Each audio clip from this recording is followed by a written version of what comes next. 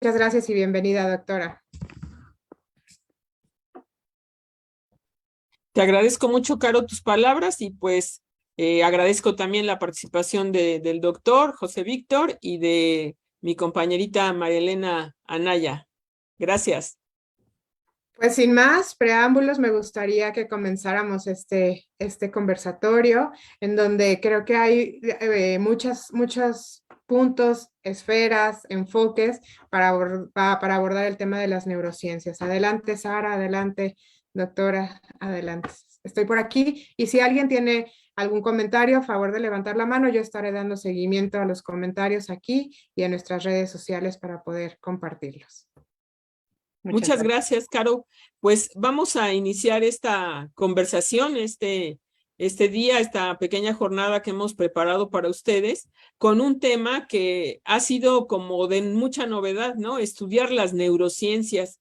Y entonces hoy todo el mundo quiere aplicar las neurociencias a las diferentes realidades en el sistema educativo, en donde cada quien se encuentra, ¿no? Pensando a lo mejor que hay muchas novedades o queriendo encontrar todas estas novedades. En otros tiempos, cuando yo asistía a la normal, eso ya tiene bastante, pues la materia no tenía este nombre tan rimbombante, se llamaba nada más Bases Biológicas de la Conducta.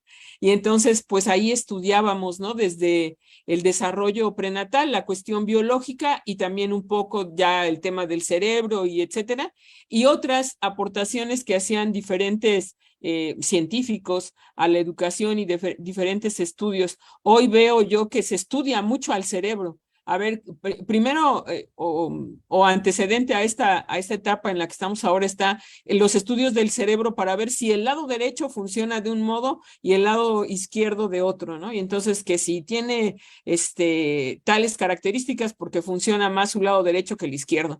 Luego ya pasamos al tema de las inteligencias múltiples, ¿no? Y que la inteligencia tal y cual, y ahí las andamos buscando en el cerebro, a ver en dónde las ubicamos ahora. Y bueno, ya últimamente me he puesto a revisar que se habla hoy hasta de los neuromitos, ¿no? O sea, es un mito que, por ejemplo, ¿no? O sea, dicen que eso es un mito, yo no sé, no he estudiado neurociencias, por eso le vamos a dar la palabra al doctor para que nos vaya pues aclarando todo esto de las neurociencias, que pues el tema de las adicciones al alcohol pues no perjudican realmente el desarrollo neurológico, ¿no? Entonces hasta se espanta uno porque pues sí habíamos estudiado que sí que eso afectaba. También en otro tiempo, por ejemplo, en México repercutió mucho el pensamiento de Piaget, al grado de que el sistema educativo formal se organizó con base en las ideas de Piaget y entonces incluso las leyes en México impiden que un personaje menor a los 6 años cumplidos ingrese a la educación primaria. Y entonces hay que esperar el que cumpla los 6 años porque según Piaget ya se encuentra en una etapa de pensamiento abstracto en donde ya se le puede enseñar a leer y escribir, cuando veíamos que en la realidad los estímulos sociales hacían que muchos niños aprendieran a leer y escribir antes de esta norma, ¿no? De cumplidos los 6 años, veíamos cómo los niños, había niños muy adelantados. En mi familia tengo 2 o 3 ejemplos de que empezaron a leer a muy temprana edad, 3, 4 años, ya estaban muy apegados a los libros. Entonces, pues sí, yo creo que las neurociencias nos pueden aportar muchos elementos para la educación. Y entonces por aquí va una de mis primeras cuestiones. Realmente, ¿cuáles son las aportaciones de las neurociencias y cuáles son las limitaciones de las neurociencias? Dado que el ser humano no lo podemos reducir como al cerebro, ¿no? A lo que está ocurriendo dentro del cerebro de una persona, que si bien es un órgano muy importante, pues yo quisiera como poder entender qué es lo que hoy en día nos está aportando las neurociencias a la educación para pues de ahí poder plantear estrategias, pero muy importante también para mí es estas aportaciones porque quienes nos dedicamos a la educación estamos preocupados por ciertas cosas que se dan hoy en día, pero estamos preocupados también por nuestra preparación frente a las cosas que se dan hoy en día. Hay muchas anécdotas, aquí los que estamos en la sala, pues estamos dedicados a este tema, y cómo vemos que se exigen hoy cosas o se dejan de exigir cosas basados en algunos mitos, pero otros basados en las neurociencias, ¿no? O sea, ¿qué es lo que los dedicados a la educación, seamos maestros, seamos orientadores educativos, psicólogos educativos, podemos aprovechar de todo este desarrollo de las neurociencias? Pues como para poder también dar una explicación de lo que estamos haciendo. En este tema del alcohol, lo mencioné porque en alguna ocasión una mamá de un bebé de 3 meses, cuando mucho, permitió que su amiga le diera de beber cerveza. Y estaban bien contentas, y luego enfrente de mí ya se imaginarán que me puse un poco verde y morada, ¿verdad? Y le dice una a la otra, sí, ya le he dado otras veces, si le gusta, dale, dale, dale, ¿no? O sea, no, bueno, y yo digo, un educador, ¿qué hace en estas condiciones? ¿Qué hacemos? Y entonces, pues necesitamos estar más preparados, más actualizados. Doctor, le preguntaría yo, ¿cuál es este desarrollo entonces de las neurociencias? ¿Qué nos aportan? ¿Y hasta dónde podríamos aprovechar esto? Pensando que no todo nos lo pueden resolver, ¿o sí? Bueno, la verdad es que no solo has hecho una pregunta, yo creo que has hecho unas 15 preguntas, ¿sabes? Entonces, yo me voy a quedar con la última Perdón. y comentar algo a partir de la última. Y también, pues bueno, le pediría, pues eso, a la doctora Elena Naya que con toda naturalidad pudiéramos dialogar, ¿no? Para que así fuera un conversatorio de verdad y sobre todo para que no se me fuera a mí el discurso hacia sitios que no interesan, ¿no? Lo primero que diría es que, no me lo has preguntado, pero creo que es algo previo que vale la pena comentar, ¿no? Y es por qué es tan atractivo esto de las neurociencias. Porque ciertamente es muy atractivo. Es decir, es de todos los órganos que tiene el ser humano. Voy a decir una frase igual un poco rara, pero luego intento explicarla, ¿no? Es el órgano más próximo a la subjetividad de la persona, ¿no? Entonces, y en el fondo lo que hay detrás de las neurociencias es que queremos conocer a la persona, ¿no? Entonces, es decir, si yo pienso una cosa, pues mi sangre no cambia. Si yo pienso una cosa, mi dedo no crece, ¿no? En cambio, encontramos que en el cerebro, tanto hacer algo como no hacer algo, encuentra su rastro, encuentra su rastro. Vamos a usar la palabra rastro. Es decir, siempre pasa en el cerebro algo cuando hacemos algo o cuando no hacemos algo. Entonces, claro, el hecho de que el cerebro sea tan, voy a decir lo mismo de una forma distinta, el hecho de que el cerebro sea tan sensible a lo que la persona hace, piensa o quiere, pues entonces lo hace como muy atractivo, porque en el fondo a quien queremos conocer es a la persona, ¿no? Entonces, yo creo que sí que es lícito esa pasión por acercarse a cómo todo lo que ocurre en la persona va dejando su rastro, y no solo deja su rastro, sino que es un camino de ida y vuelta, ¿no? Entonces, si entro directamente a la pregunta sobre las neurociencias y la educación, yo suelo comentar que las neurociencias y la educación se mueven como a 3 niveles muy distintos, ¿vale? Y en cada uno de los niveles tiene también recorridos muy distintos. El nivel más básico, en el que las neurociencias consiguen avanzar bastante y son bastante iluminadoras, es sobre los temas que tienen que ver con la educación, pero al mismo tiempo como con lo más biológico de la persona. Por ejemplo, la importancia del dormir, la importancia del beber, la importancia del comer, la importancia del sueño, la importancia del deporte. Entonces, eso es como lo más fácil de rastrear y donde es muy fácil hacer ensayos científicos y de todo. Entonces, digamos que las neurociencias en esos campos ha avanzado mucho y da buenos consejos o se pueden extraer buenos consejos de ella, ¿no?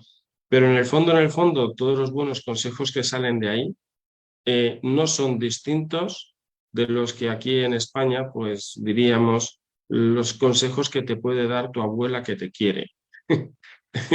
Tu abuela de que te quiere te dice, duerme bien, come bien, haz deporte, ¿no?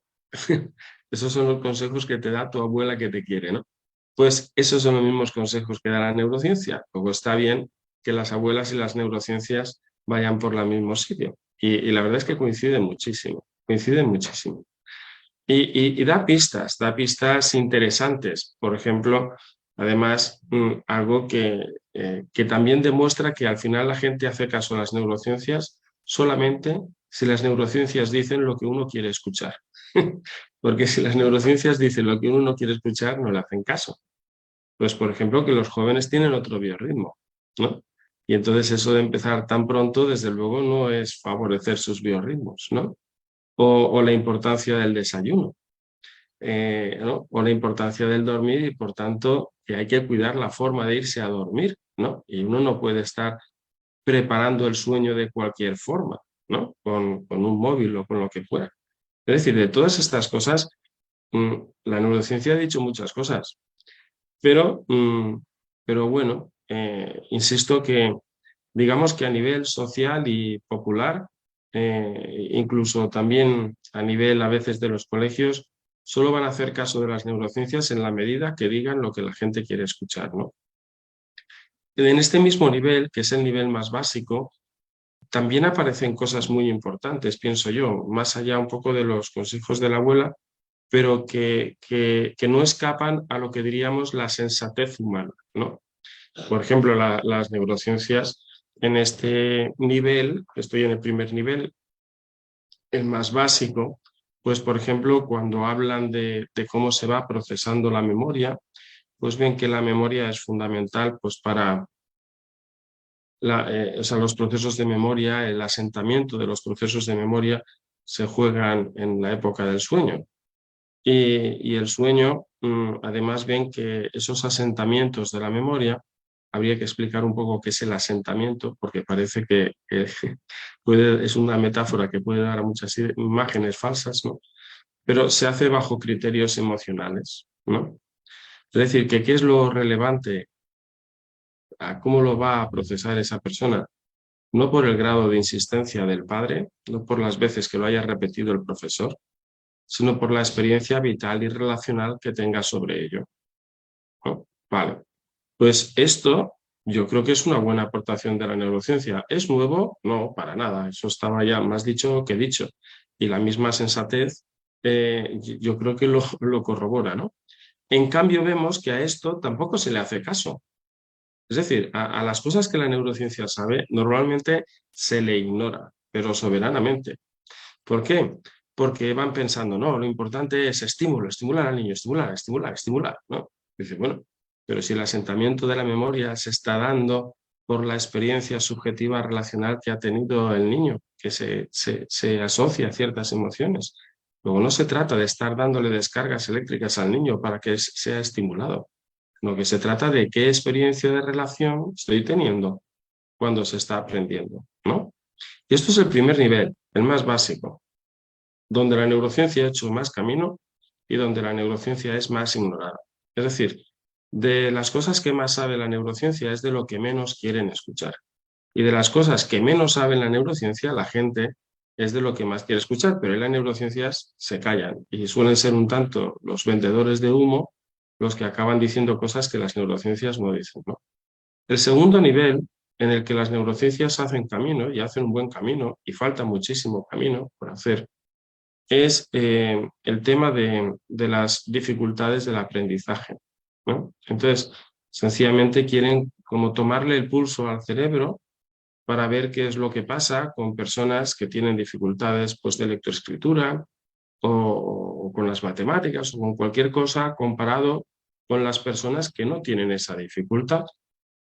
Entonces, digamos que es un nivel donde aquí ya no, las neurociencias ya no tienen tanto un carácter propositivo, sino que lo que tienen es un carácter descriptivo. Es decir, al que está en esta situación le pasa esto y al que está en esta otra situación le pasa esto. ¿Pero por qué le pasa? Bueno, esa pregunta ya es demasiado grande para la neurociencia. Un neurocientífico prudente no te lo diría, ¿no? Y lo que también se está viendo es que las intervenciones educativas, ¿no? favorecen que, digamos, el cerebro adquiera como una constitución parecida a los que no tienen la dificultad. Es decir, la educación, o sea, la neurociencia en ese sentido constata que el acompañar al niño en sus dificultades es bueno, es bueno. Y luego hay un tercer nivel de las neurociencias en relación con la educación, que es como el más demandado y es en el que menos sabe la neurociencia, ¿vale? Por ejemplo, dicen, vamos a trabajar el tema de la motivación, ¿no? Tema de la motivación.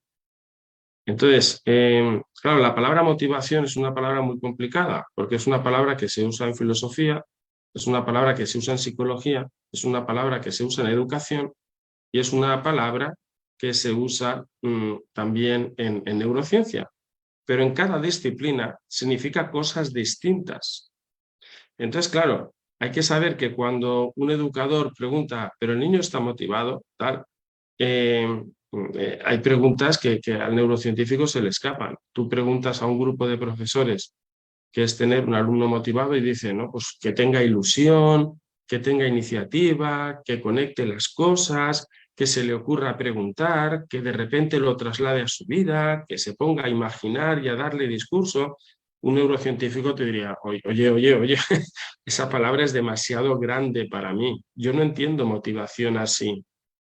Para un neurocientífico, motivación es si un sujeto, porque esto lo hacen igual con animales que con personas, si un sujeto tiene preferencias por la repetición de un comportamiento.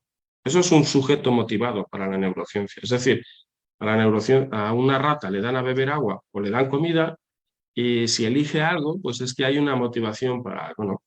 Por ejemplo, un neurocientífico en la vida, al menos por ahora, va a poder descubrir la diferencia entre una rata motivada y una rata obsesionada, porque se le escapa por todos lados, ¿no? Entonces, ¿qué es lo que ocurre? Que cuando en estos campos la neurociencia va muy lento, pero muy lento, muy lento. Y en los sitios donde está avanzando es en, digamos, como en darle peso a lo que han sido las grandes apuestas de la educación, ¿no? Pero es aquí donde la gente le pide más información a la neurociencia de la que la neurociencia puede dar. Es decir, este fenómeno, y con esto acabo, me parece que es muy importante para entender el problema, y es que la gente y la sociedad avanza muchísimo más rápido que la investigación científica.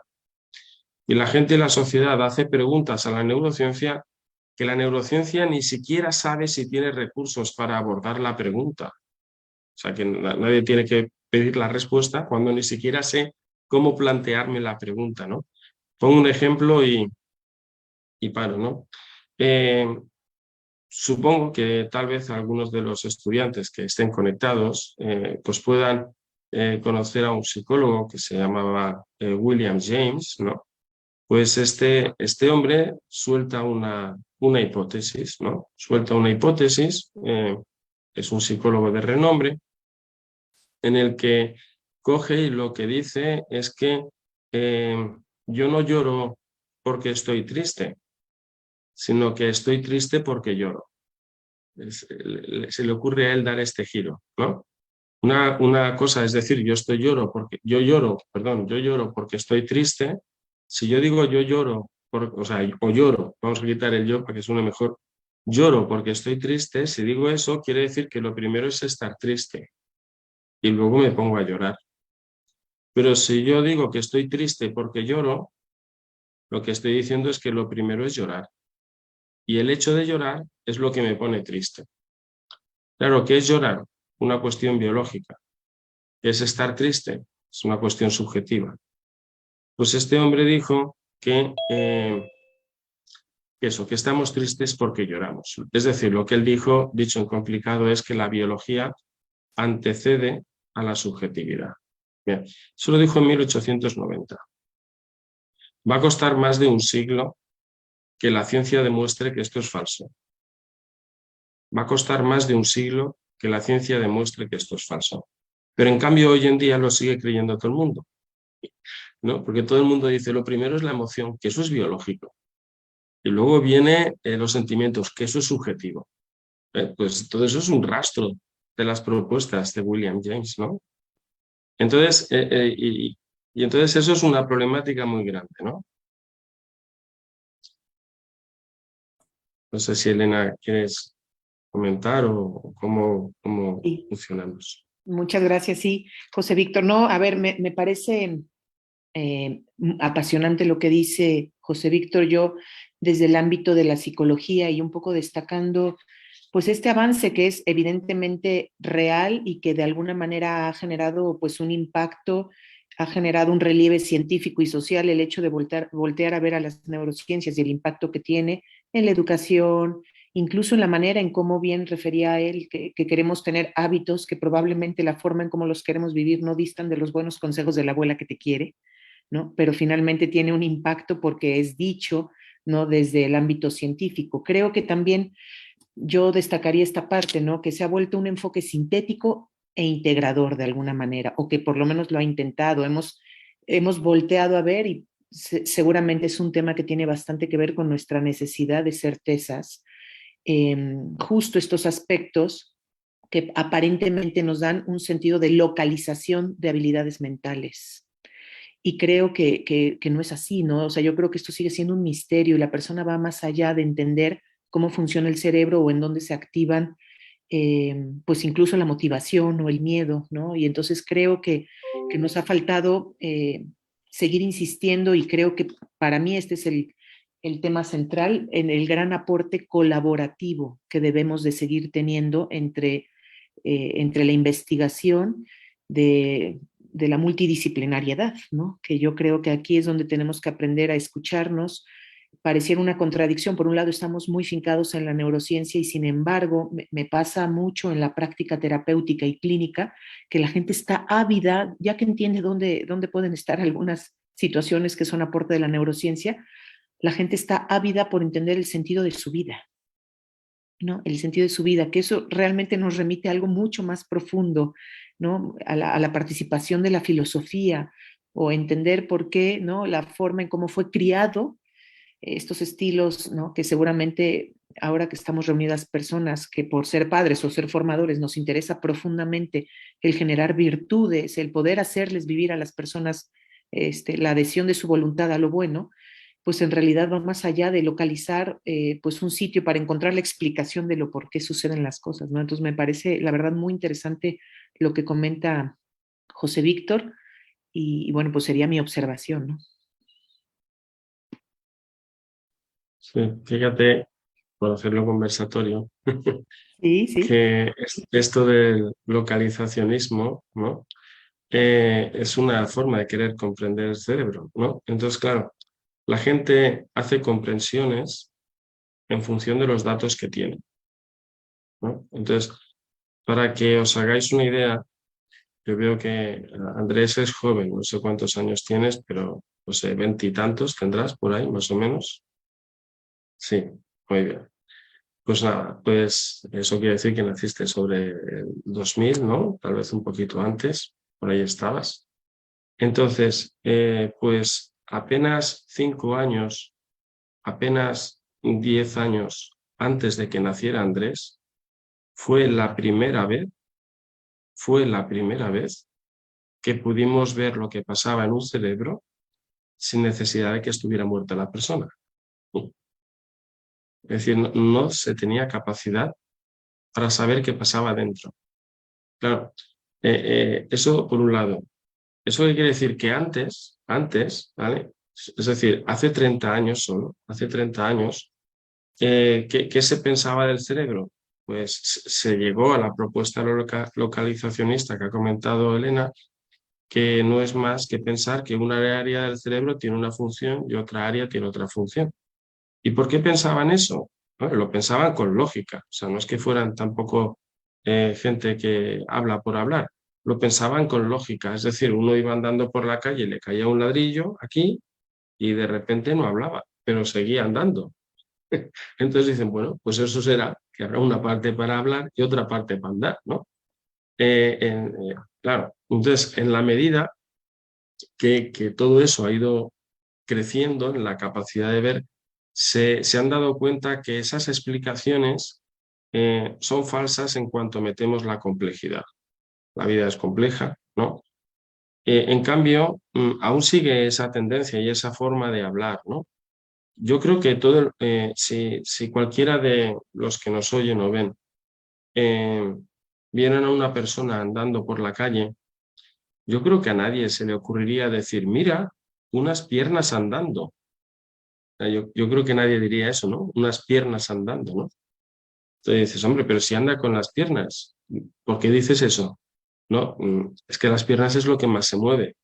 Digo, ya, pero entonces, ¿qué hacemos? ¿Le cortamos la cintura a ver si sigue andando? Entonces dice, a nadie se le ocurre decir unas piernas andando, sino que la gente dice, no, la gente anda con las piernas, pero quien anda es la persona. Entonces, en cambio con el cerebro, la gente no se ha dado cuenta que estamos haciendo el ridículo cuando estamos hablando, pensamos con esta zona, que no, que eso no existe. Eso no existe, eso es una forma ridícula de hablar, metafórica con respecto a los datos que se tenían antes, pero que hoy en día no se puede hablar así. Pero por lo que ha dicho Elena, que espero que podamos profundizar, porque creo que es uno de los elementos centrales, ¿no? Es este deseo de que la gente quiere tener seguridad y conocimiento, de tal forma que la gente no quiere conocer la realidad, sino que quiere tener seguridad.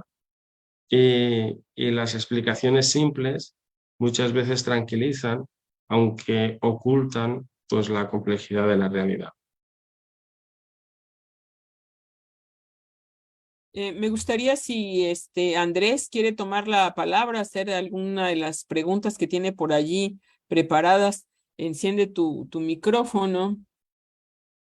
Igual los demás participantes, si gustan hacer algún comentario, alguna pregunta, yo me gustaría ver o empezar a analizar como las diferentes etapas del desarrollo, pensando un poquito en estos procesos de la maduración. ¿Qué es lo que nos dicen las neurociencias al respecto de la maduración, ¿no? O sea, hoy en día circulan también muchos mitos, muchas cosas que, como dice el doctor, pues, la gente quiere oír, ¿no? O quiere basarse en eso para, por ejemplo, omitir la educación de valores en los niños o de las virtudes en los niños, pensando que un pequeñito a los 6 años puede por sí mismo resolver determinadas problemáticas, ¿no? Hemos tenido incidentes de violencia muy serios en México por permitir a los pequeñitos, a los jovencitos, determinadas actividades para las que no están preparados, no tienen la maduración para enfrentarse a diferentes situaciones. Y no sé, me gustaría que fuéramos platicando, doctor José Víctor, de estas etapas, pero quiero darle la palabra a alguien más. Andrés, por ejemplo, ya tiene su mano levantada. A ver si si puede encender su micrófono, por favor.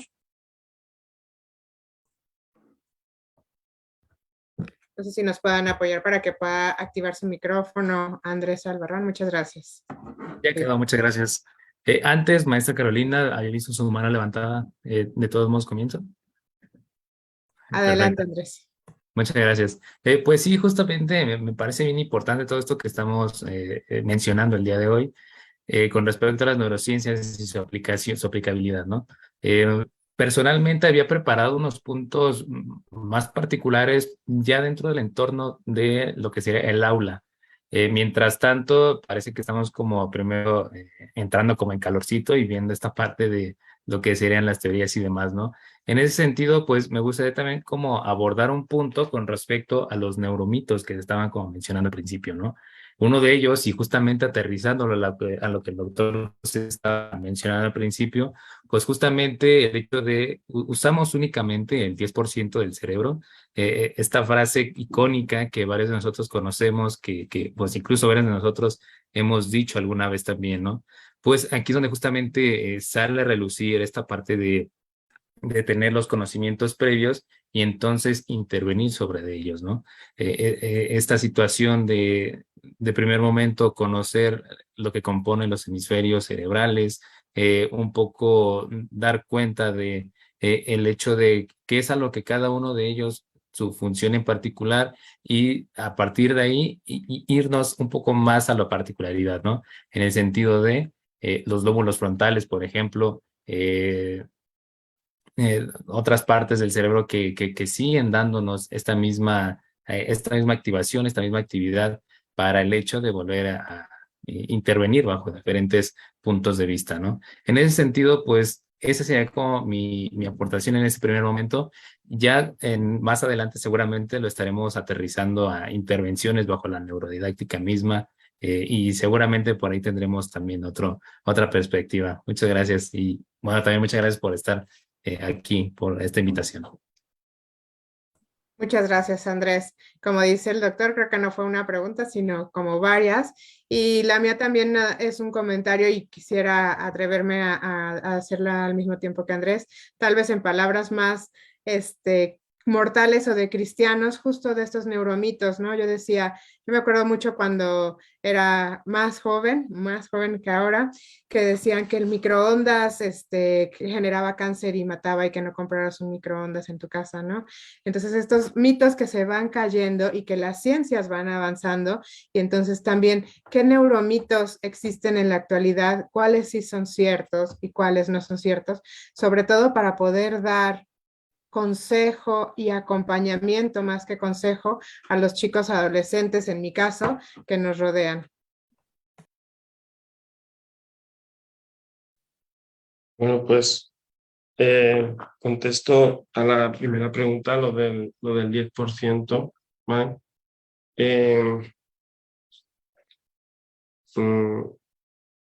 Yo creo que todos conoceréis lo que son las figuras de Lego, ¿no? Que supongo que en todos los países lo llaman así, ¿no? Pero esto que lo vas acoplando y montando, ¿no? De colorines, de plástico, ¿no?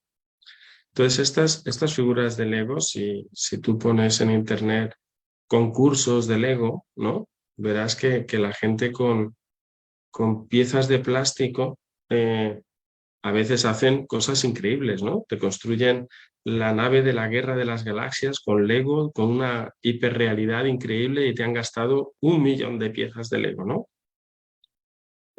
Imagínate que esa persona cogiera todas esas piezas de Lego y en lugar de construir una imagen muy trabajada, lo que te hiciera es un hiper mega cubo, una cosa impresionantemente grande, pero es un cubo, ¿no? Una pieza al lado de otra, una pieza al lado de otra. Entonces, claro, si tú comparas esa maqueta de la nave imperial de las guerras de las galaxias, ¿no? Hecha en Lego tan sofisticadamente con todo, y lo comparas con el cubo, pues tú dirás, oye, el cubo es una patata, parece que no, que ahí no hay nada de creatividad ni nada. Pues eso es lo que pasa con el cerebro, es decir, todos los recursos del cerebro es como todas las piezas del Lego, ¿vale? Haciendo la metáfora. Entonces, ¿qué ocurre? Que el cerebro no gasta algunas piezas del Lego.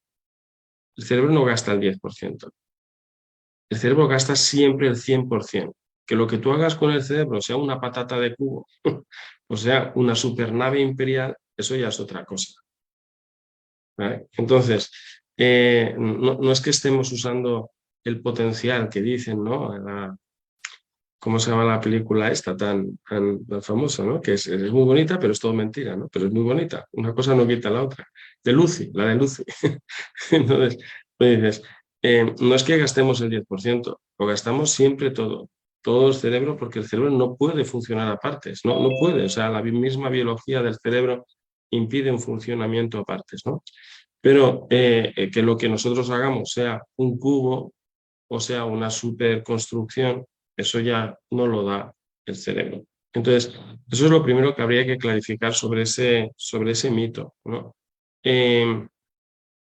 Y por tanto, para darse cuenta que es un mito y que no tiene sustancia, ¿vale? Tú fíjate que todos los mitos, de alguna forma, toman algún dato de la realidad luego es un dato que procede de la realidad, pero le dan una explicación que es ahí donde deforman la realidad, y por eso es un mito. Entonces, ¿qué dato toman de la realidad? Porque a veces las personas hacemos patatas de cubo y a veces las personas hacemos unas construcciones maravillosas, ¿no? Eso es un dato de la realidad. Pero que pensar que eso se asocia al 10% del cerebro y el otro al 100% o lo que sea, eso es falso. Eso es falso, ¿vale? Entonces, y esta dinámica, es decir, tomar alguna información de la realidad y extrapolarla a una realidad que no corresponde, es la dinámica general de todos los neuromitos, ¿vale? Por ejemplo, antes Carolina preguntaba cuáles son los neuromitos que hay, ¿no? Dice, ¿cuáles son y cuáles no son? Hombre, si son neuromitos es que son neuromitos. Entonces, no hay mucha opción, ¿no? Pero, por ejemplo, todos habréis escuchado, ¿no? Incluso en el periódico y cosas así, dicen, no, esto es muy importante porque hace que se active mucho un área del cerebro, ¿no? Hace que se active mucho, ¿no? Entonces, claro, aquí ¿cuál sería el error? El error quiere decir que actividad biológica es lo mismo que actividad psicológica, y eso es un error. Eso es un error. Entonces, por ejemplo, imagínate que Elena, que lo conoce, el campus de la Universidad de Navarra, que es espléndidamente grande, ¿no? Y con unas praderas ahí verdes maravillosas. Imagínate que vemos el campus de la universidad, que tiene sus edificios, pero tiene unas zonas de pradera, ¿no? Muy grande, y ponemos a la universidad a hacer una cosa, ¿no? Y es a cortar el césped. Entonces, claro, si cada personita que está en la universidad fuera como cada parte del cerebro, encontraríamos que los cortadores de césped son los que están más cansados, ¿no? Los que están gastando más energía y por tanto los más iluminados, ¿no? Pero claro, si yo quiero comprender el fenómeno de cortar el césped, ¿dónde está la clave? ¿En el que corta el césped? ¿O en el que coge el teléfono y le dice, oye, por favor, ves a cortar el césped? ¿Por qué pensamos que relevancia quiere decir actividad? Eso no está del todo tan claro. Es decir, y eso en el cerebro se ve, que a veces la diferencia no se está marcando por una sobreactivación, sino que a veces la diferencia se está marcando es decir, para querer comprender lo que está pasando en una actividad no se explica tanto por la sobreactivación, sino por otras cosas. Entonces, es decir, es un típico neuromito que existe por muchos lados. Pensar que algo se sobreactiva de repente quiere decir que eso es fundamental, ¿no? Para entender lo que pasa. No, si yo quiero entender el fenómeno de cortar el césped, pues no puedo quedarme con el hombre que corta el césped, sino que necesito comprenderle a él, comprenderle a quien se lo ha pedido, comprender la lluvia que ha hecho que crezca mucho la hierba y comprender que en el norte hay poco sol y comprender un montón de cosas. Y mientras no comprenda todo, no voy a comprenderlo, ¿no? Entonces, todos los neuromitos, porque la lista es muy, muy larga, Carolina, pero todos tienen este formato. Y esto es muy sencillo. Siempre que tú escuches a alguien que te hace una frase simple, es muy probable, no voy a decir 100%, porque si no eso sería otro neuromito, sería una frase simple por mi parte, pero es muy probable que ahí se le esté escapando algo.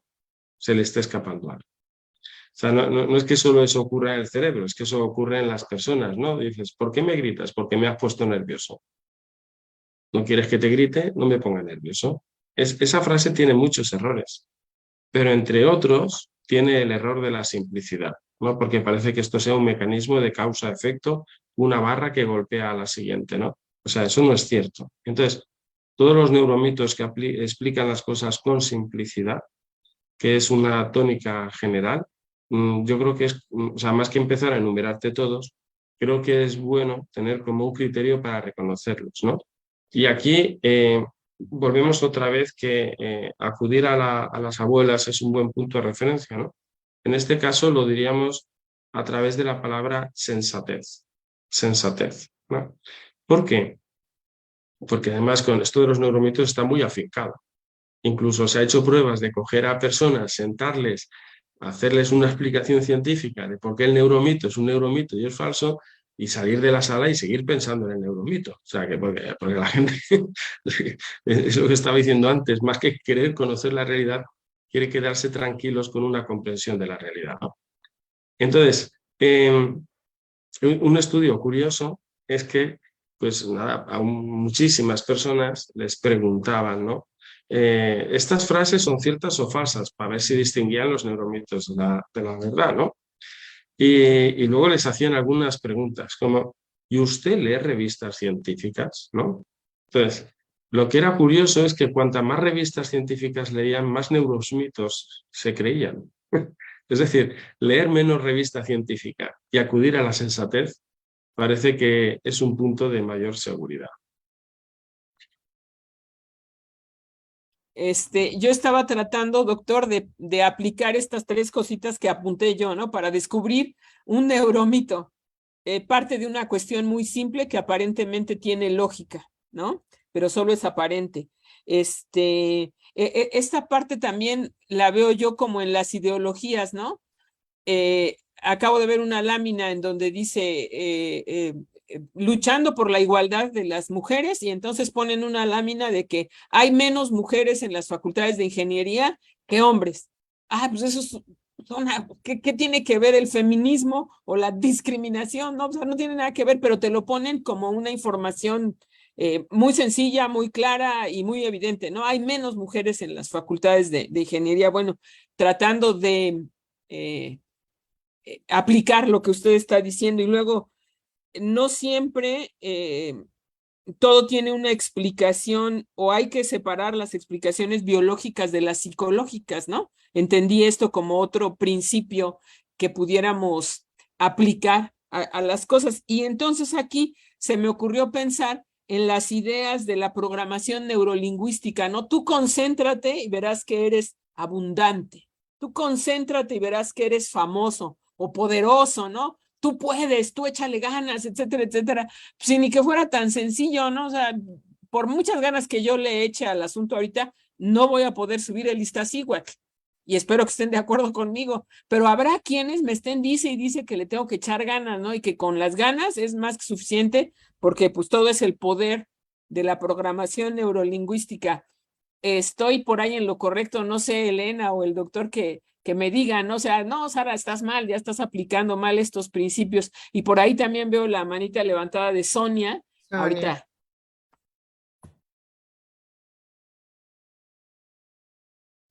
¿Comento yo o tú, Elena? Tú, Elena, mejor. Bueno, digo, me quisiera yo un poco justo centrar en esto último que dice Sara, y que realmente creo desde el punto de vista, la verdad, también psicológico, es que, claro, al no hacer un adecuado abordaje, como bien refiere José Víctor, y con sensatez de las posibilidades de un ser humano que van más allá de lo que aparentemente el cerebro permite o puede, creo que hay muchos factores que estaremos de acuerdo en que hay que tomar en cuenta, por lo menos lo veo también desde el punto de vista psicológico, pues evidentemente rasgos de personalidad, el propio entorno, las capacidades por edad, que era un poco la pregunta que hace rato comentaba Sara, ¿no? Y creo, o por lo menos lo veo ahora en algo que a los psicólogos y a los psiquiatras nos tienen muy preocupado, ¿no? Que es esta tendencia que vemos en algunos niños y en algunos adolescentes, pero y también en varios adultos, de estar por encima de las posibilidades reales, ¿no? De lo que puede una persona hacer en diferentes ámbitos, ¿no? Y generando una especie de yo inflado, de un yo narcisista, donde hay una falsa motivación de algo que no se apega a realidad, ¿no? Entonces creo que esto es algo muy riesgoso en el ámbito de la educación. Lo vi más, ahora que le escuchaba, lo vi más por esa parte, porque creo que eso de alguna manera genera que el acompañamiento educativo que hacemos con las personas, lejos de ayudarles a que se miren en su propio proceso de crecimiento y de perfeccionamiento, pues les generamos desde fuera una falacia cumplible, ¿no? O sea, a partir de aparentemente un mundo de posibilidades que parece como una especie de instruccionismo, ¿no? Y creo que es un gravísimo error porque nos distancia de la persona y nos distancia de las posibilidades reales de que esa persona aprenda a descubrirse en su propio proceso de crecimiento, sea subir al Everest o sea subir, ¿no? O lo que fuese, ¿no? Entonces, bueno, esa fue mi reflexión ahora tras escuchar a Sara. No sé qué pienses, José Víctor. Sí, yo comparto totalmente lo comentado, ¿no? Fíjate que en el fondo el error es de la parte hacer el todo, ¿no? Intentándolo decir así en modo eslogan, por si eso ayuda a la gente. El error este que estamos comentando es de la parte hacer el todo. ¿Por qué? Pues hombre, pues porque es verdad que como tú no le eches ganas, las cosas no ocurren. Pero es que las frases de derecha a izquierda no son lo mismo que de izquierda a derecha, ¿no? Es decir, que si bien es cierto, ¿no? Que si no le echas ganas no ocurren, no quiere decir que por echarle ganas ocurran. Son dos cosas distintas, ¿no? Son dos cosas distintas. O sea, tú fíjate que si en la Edad Media funcionaba también esto de vender el elixir de la eterna juventud, ¿no? Es lo mismo ahora, es que es lo mismo. Es decir, dime algo sencillo que yo pueda comprarlo y que me solucione la vida, ¿no? Entonces, yo voy a una charla con un gran conferencista o palestrante que sabe dialogar muy bien, que sabe mover muy bien el ambiente, enardece a las masas. Ánimo, lo que importa es la actitud. ¿Por qué te tienen que decir lo que tienes que vivir, no? Fíjate que vamos a dejarlo en conferencistas, sin ponerle adjetivos peyorativos, que esos conferencistas muchas veces lo que hacen sin darse cuenta, porque si se dan cuenta es manipulación, es descansar en las heridas de las personas, sin darle solución. Sus propuestas se alimentan... Perdón, ha pasado una moto haciendo ruido. Sus propuestas se alimentan de las heridas de las personas, a las cuales no les interesa tampoco que se acaben arreglando estas heridas, porque es el motivo por el cual van a ellos. Entonces, pues eso, en este caso lo que comentabais, pues con lo de échale ganas es algo muy universal, ¿no? De la actitud es lo que cuenta. En cambio, ignoran que no cualquiera puede tener cualquier actitud, que la actitud es verdad que tiene elementos subjetivos, pero también es verdad que yo no puedo tener la actitud que me dé la gana. O sea, no es una cuestión tan así. Es como si hoy naciera yo, ¿no? Eso no es cierto, ¿no? Hay una historia, hay un peso y hay muchas cosas.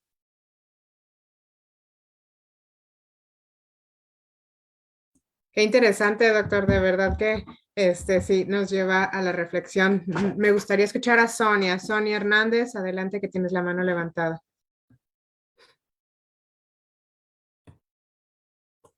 ¿Podemos activar el micrófono para Sonia Hernández, por favor?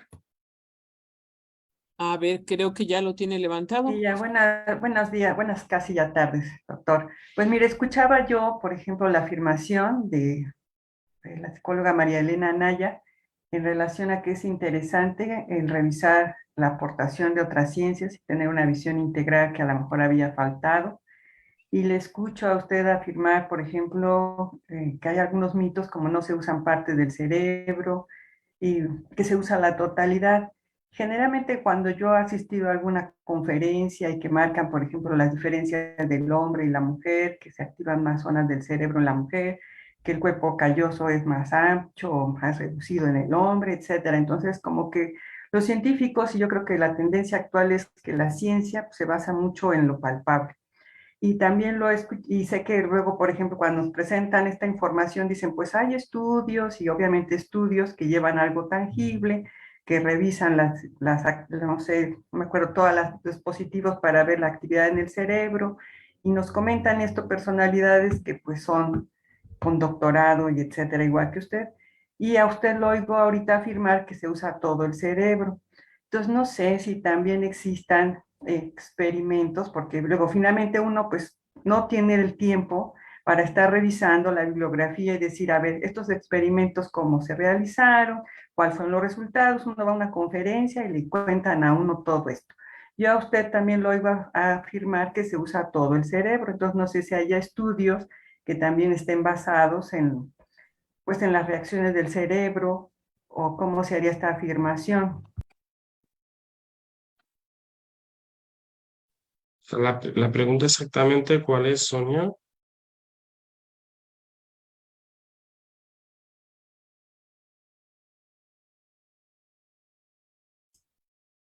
Sonia, no sé si nos pudiera apoyar. Sí, la pregunta es, doctor, si existen experimentos o cuál sería la base científica, ya sea filosófica, psicológica, para ir desmitificando o quitando estos mitos que muchas veces se nos presentan o no como resultados de información de la ciencia. Sí, es que son dos niveles la pregunta que haces. En la pregunta hay como dos niveles, ¿no? Es decir, dentro del mundo científico, los que se dedican más directamente a la experiencia, saben medir muy bien las palabras, ¿vale? Entonces, aún así, existen muchas veces errores, ¿vale? Dentro de la propia ciencia. Donde suelen ocurrir los mayores problemas es cuando se quieren traducir, ¿no? En un lenguaje sencillo, pues cosas que no son sencillas. Entonces, porque si tú preguntas si hay experiencias que avalen esta integralidad del cerebro, hay muchísimas, hay una barbaridad, ¿vale? Pero si lo que tú me preguntas es, me lo puedes preguntar de muchas formas, ¿no? Si fuera una forma muy llana sería, pero entonces, ¿por qué narices los científicos dicen cosas distintas? ¿Vale? Entonces, la respuesta que a mí se me ocurre dar es que los científicos, antes que científicos, son personas, ¿vale? Entonces, y ahí entra ya toda la complejidad humana. Es decir, por ejemplo, es muy fácil encontrarte a neurocientíficos que se ponen a hablar de educación. Tú dices, ¿y eso por qué lo hacen? ¿Eso por qué lo hacen? O sea, no, así inicial, o sea, es decir, yo educador me pongo a hablar de neurociencia. Entonces, por qué en un sentido de la línea sí que tiene que haber trasvase de información y en el otro lado de la línea no tiene que haber trasvase de información? Es decir, qué es lo que ocurre? Que parece que se le da una mayor credibilidad sencillamente porque va con una bata blanca y porque presenta una cosa con números, ¿no? Eh, y el problema es que cuando ese neurocientífico se pone a hablar, ¿no? Sobre educación, pues yo creo que no conoce los límites de la propia ciencia. Hay que decirlo así, aunque esto sea pues problemático, ¿no? Pero no puede hacerse así un trasvase tan rápido. No puede hacerse un trasvase tan rápido. Entonces, te encuentras muchos neurocientíficos que igual te dicen, no, lo que hay que hacer es apretar el botón de la emoción del niño para que aprenda. Y te lo dicen así, se quedan tan tranquilos, ¿no? Y tú dices, bueno, ¿y dónde está una reflexión profunda para saber si es la emoción lo que motiva o si es que porque están motivados están emocionados? Eso un educador sí que sabe pensarlo. Y un filósofo y un psicólogo va a pensarlo. Pero un neurocientífico se le escapa a ese juego de preguntas.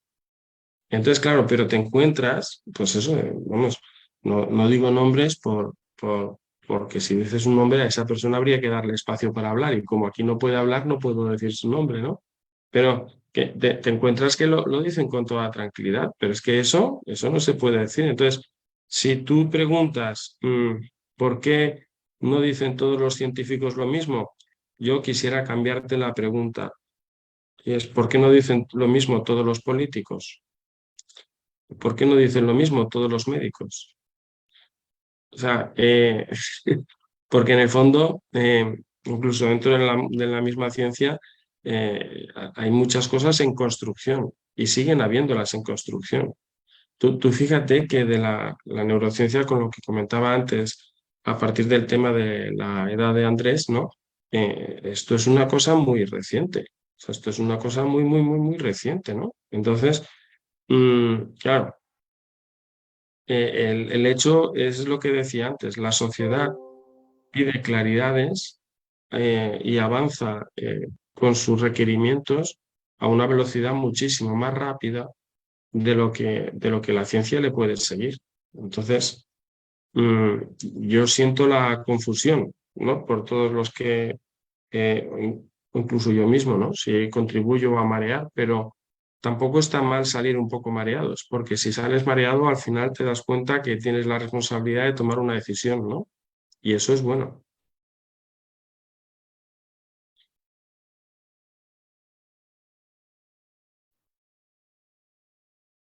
¿Podría comentar? Yo pienso que estos estudios que se hacen del cerebro, que hacen los científicos para conocer las características, pues son solo eso, son solo descripciones de cómo se está dando un determinado fenómeno y ellos van escogiendo de acuerdo a su proyecto, de acuerdo a la hipótesis que manejan, etcétera, como muy particularmente algunas cosas, ¿no? No sé, me supongo yo, quiero ver las diferencias entre un cerebro femenino y uno masculino y entonces veo sus características, las anoto, las voy describiendo, voy haciendo cosas. Y aquí la cuestión está, el neurocientífico conociendo eso o sabiendo eso, nos lo comparte a los educadores, pero nosotros no podemos tomar de allí como ciertas conclusiones o fabricar unas conclusiones para educar de diferente manera a una niña o a un niño que porque la corteza cerebral es más gruesa o más delgada o tiene, porque también se dedican, por ejemplo, al conteo de las neuronas, ¿no? De cuántas neuronas tenemos y cuántas sinapsis somos capaces de realizar. Yo pienso que como que ahí está el límite, ¿no? De lo que usted estaba diciendo, doctor. Sí, sí, o sea, tú fíjate que en muchas de las cosas mm, que has comentado se está presuponiendo de que más es mejor. Bueno, eso de que más es mejor no es un principio neurocientífico. Es decir, no es que este tiene más neuronas, este menos. Entonces, este más es mejor. Bueno, más es mejor, insisto, no es un criterio neurocientífico. Eso viene de otro lado. Bueno, y dónde está demostrado que más es mejor? Entonces, me parece muy bien que la gente las cuente, me parece muy bien que la gente las cuente, ¿no? Y que diga, aquí hay más y aquí hay menos. Pero el problema es las extrapolaciones, ¿no? O que cojan y hagan unos estudios y dicen, pues mira, en el sexo masculino ocurre esto, como media estadística de una población que hemos estudiado con estas características, comparado con esta otra media, ¿no? De población, pues de mujeres, ¿no? Pero claro, que yo conozca lo que pasa en la media de sujetos varones no quiere decir que yo conozca la masculinidad. Son cosas distintas. Es decir, ¿qué es la masculinidad? Esa pregunta ya no la puede responder la neurociencia. Entonces, eso es una pregunta que, o sea, habría que juntar muchas personas de muchas disciplinas y que ellas mismas pues hubieran tenido este recorrido en muchas disciplinas para poder afrontarlas, ¿no? O sea, que yo sepa la media de lo que ocurre en las mujeres no quiere decir que yo pueda describir la feminidad. No, no es automático. Entonces, es en esos pasos, en esas extrapolaciones, donde se pueden estar colando pues muchísimas equivocaciones. Es decir, eh, lo sano, lo sensato, es que querer que la comprensión del ser humano mm, sea realizada por una aproximación, pues eso, multisistémica, ¿no? O sea, interdisciplinar y transdisciplinar, ¿no? Que también incluiría la visión religiosa. Es decir, todas son necesarias y aún así yo creo que aun incluyendo todas, resulta que tampoco se agotará lo que es la pregunta por la persona.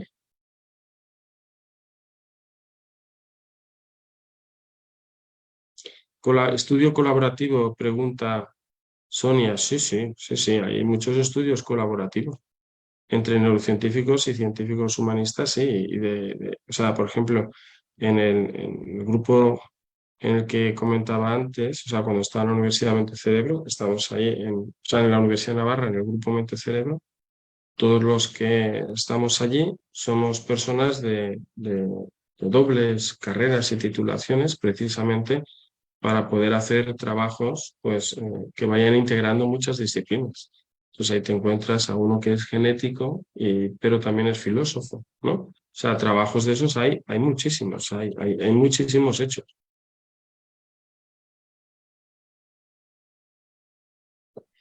Sería interesante, José Víctor, que tú tienes mucho también al respecto escrito, que a lo mejor pudiésemos en algún momento cuando Sara o Caro nos pudieran comentar, que les pudieras tú compartir, ¿no?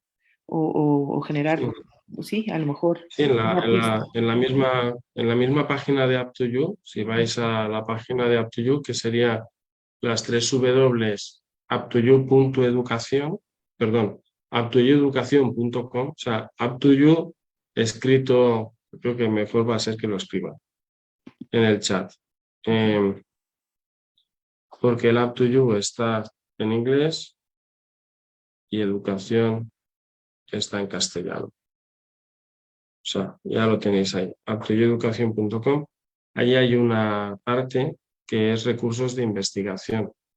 Y ahí encontraréis muchos artículos, pues por ejemplo, por lo que preguntaba Sara de la interdisciplinariedad, pues hay uno que se llama Neurociencia y Fe, por ejemplo, ¿no? Pues entonces ahí tienes uno interdisciplinar. Luego, sí, sí que hay muchos. Esos son los que he hecho yo. Algunos son interdisciplinares, juntando filosofía y neurociencia, otros prácticamente todos son interdisciplinares, no son de una sola disciplina los que están ahí.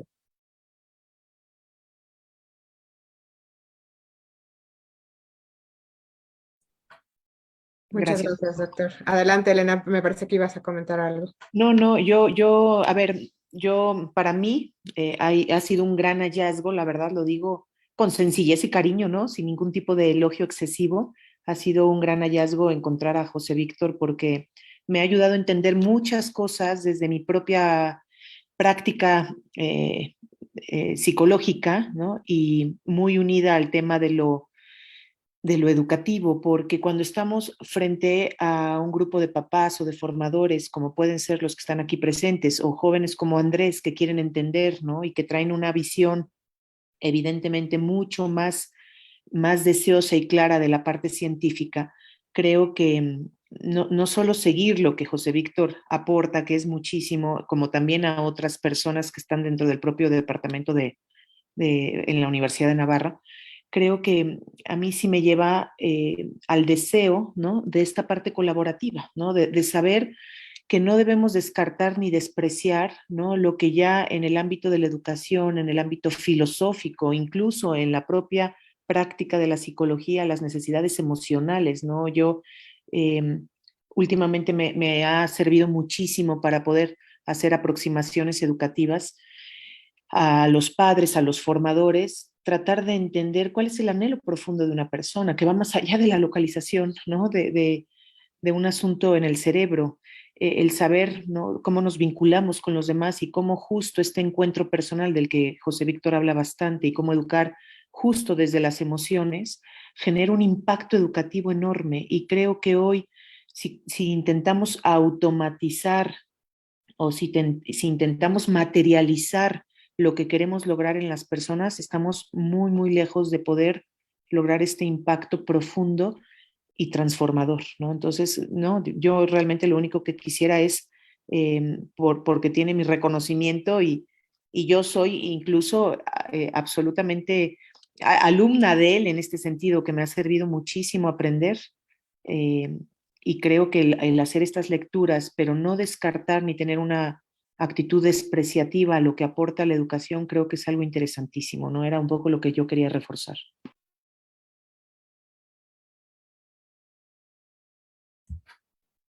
Muchas gracias, doctora. Adelante, Andrés.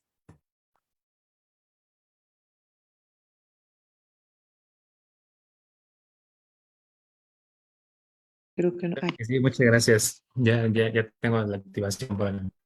Sí, indudablemente, y un poco reforzando lo que se mencionaba anteriormente con respecto a el hecho de las investigaciones y si de pronto cuál tiene más razón, a cuál hago caso y demás.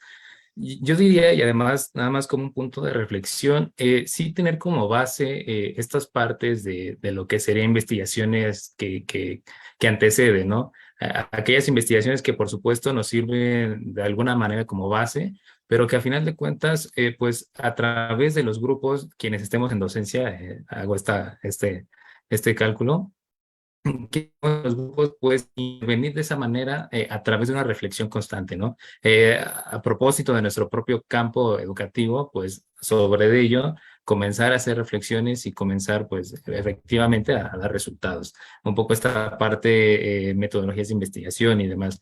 Sobre todo con el afán de generar nuestro propio criterio y a final de cuentas pues darles precisamente lo que se merecen nuestros estudiantes en ese sentido, ¿no? Esa sería mi aportación en esta parte. Y bueno, de reforzamiento también.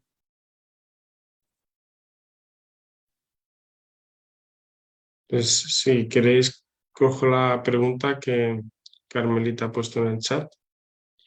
Bueno, lo primero, dar las gracias a Elena por sus palabras tan amables. Eh, y, y nada, pues también con gusto por el camino que juntos hacemos.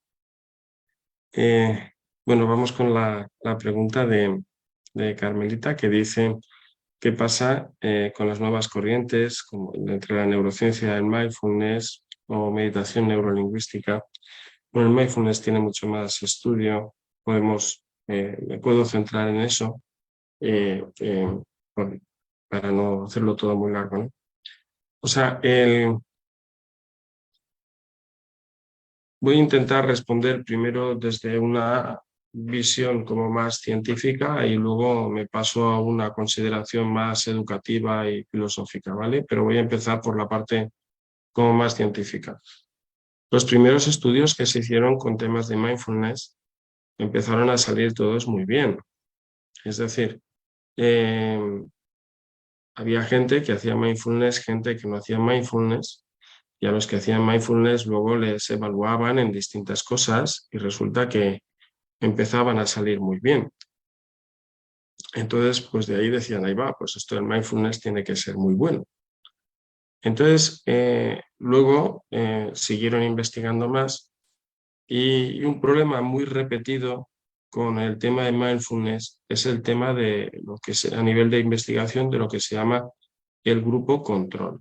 ¿Vale? Es decir, el grupo control quiere decir que es un grupo de personas que son muy parecidas, o mejor dicho, son iguales en todas las variables al otro grupo de personas, pero que lo único que les diferencia es que ese grupo control no hace mindfulness, ¿vale?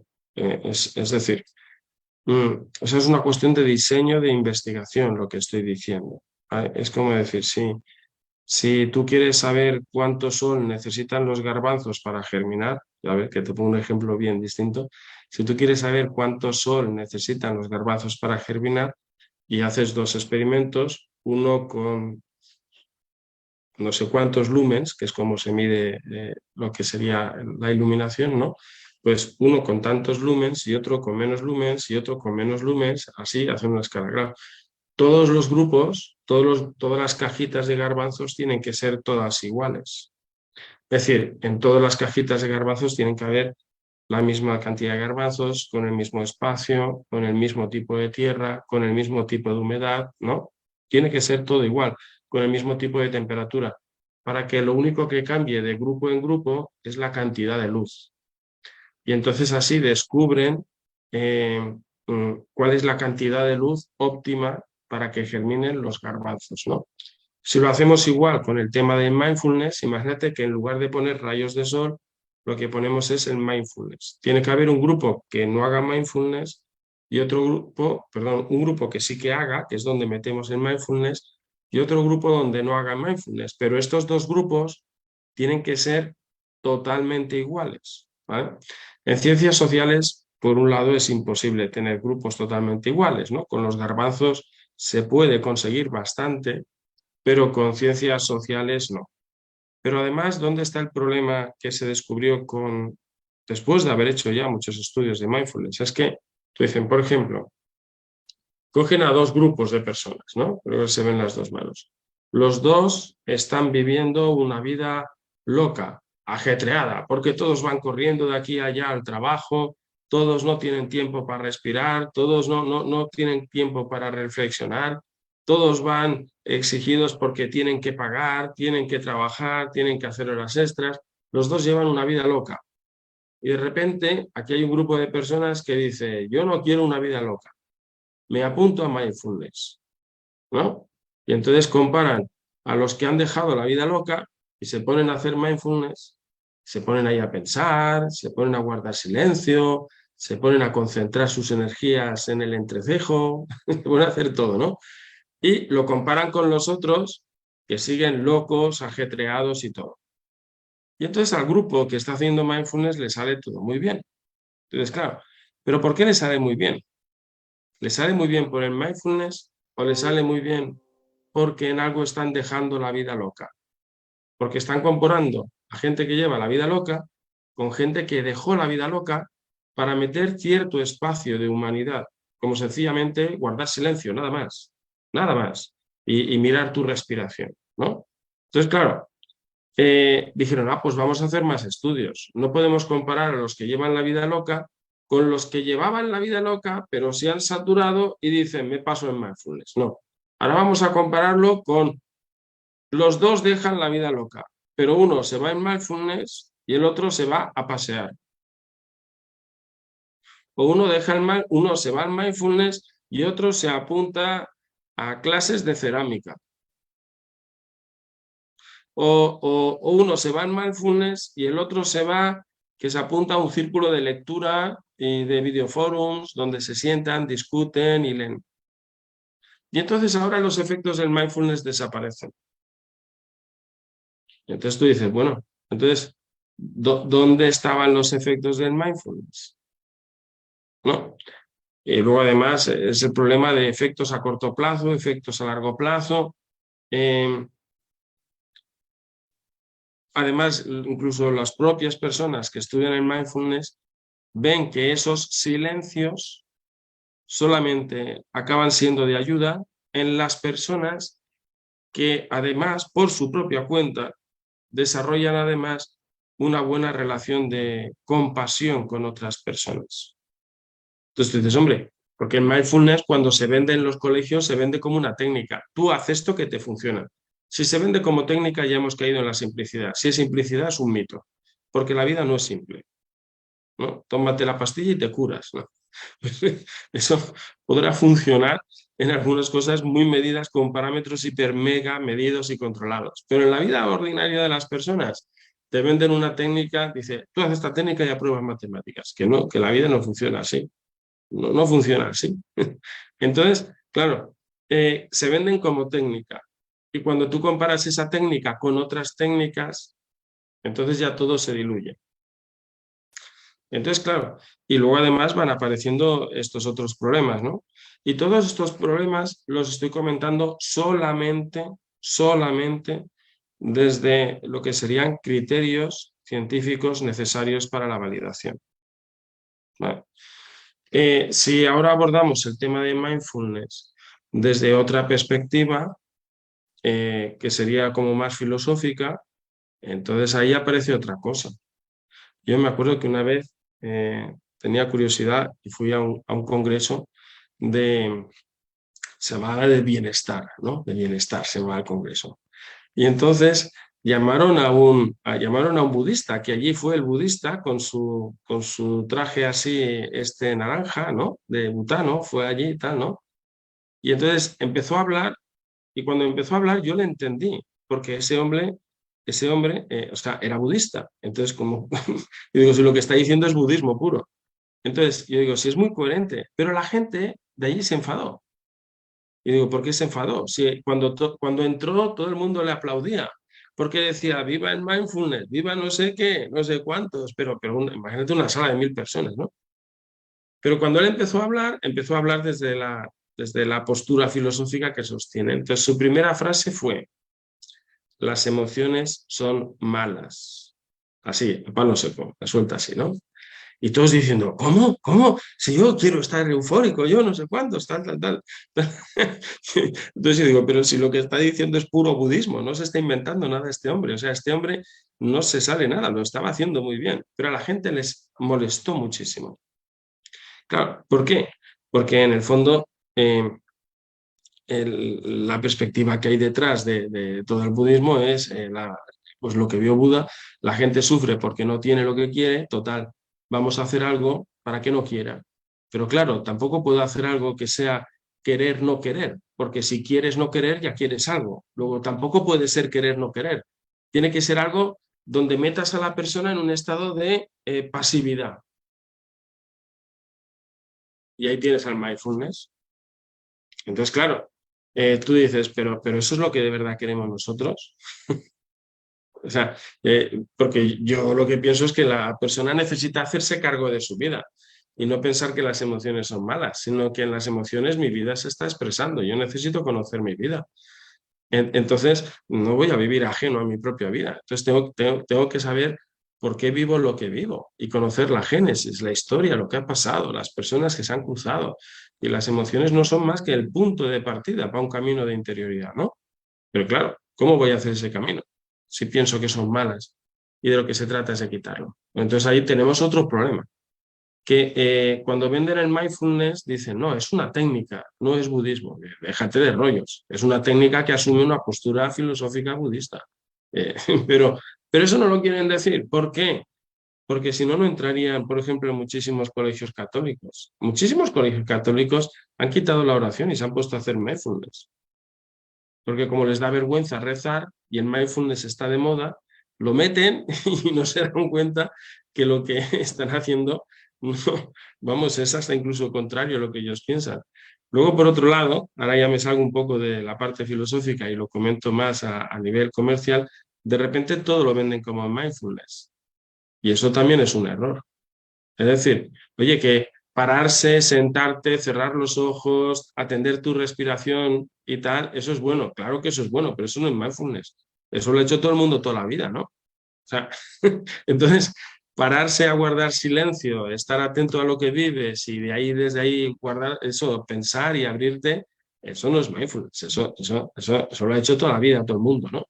Entonces, claro, lo que pasa es que lo van como guardando todo comercialmente, ¿no? Tiene una visión así. Y luego, todos los otros problemas que tiene también podrían ser de corte educativo, porque tú dices, bueno, esto es un autocentramiento en el yo, que es una barbaridad. Una vez me invitaron a un congreso a la Escuela de Negocios de Copenhague. La Escuela de Negocios de Copenhague es, tú imagínate una universidad enorme. Pues en la universidad solo se estudian cosas de negocios. O sea, yo no sé si será la mayor, pero será de las mayores de toda Europa, de las mayores escuelas de negocios de allí, ¿no? Total, que me invitan, pues allí que vamos. Y nunca había estado en Copenhague, yo tenía ganas de estar allí, fui allí, y era todo además del mundo de la empresa, y aparecieron muchos sobre temas de mindfulness, ¿no?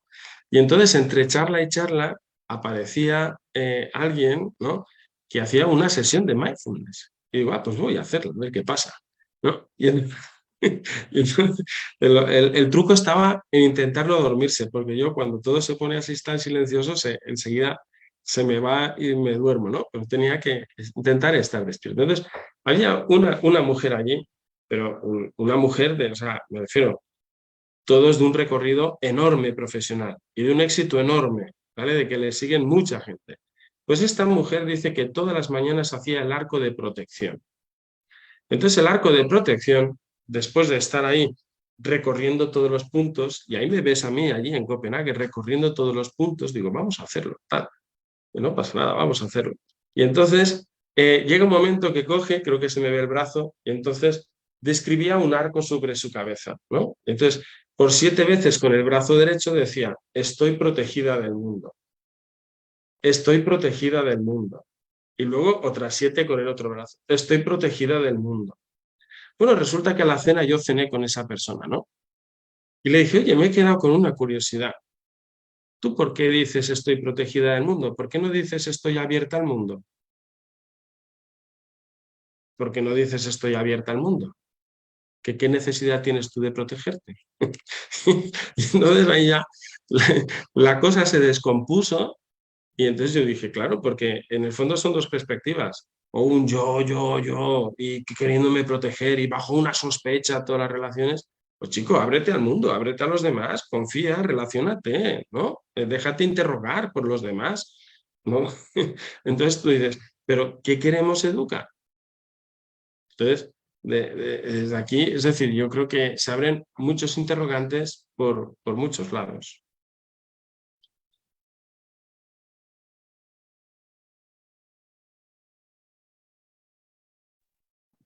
Quisiera comentar algo de lo que acaba de decir José Víctor.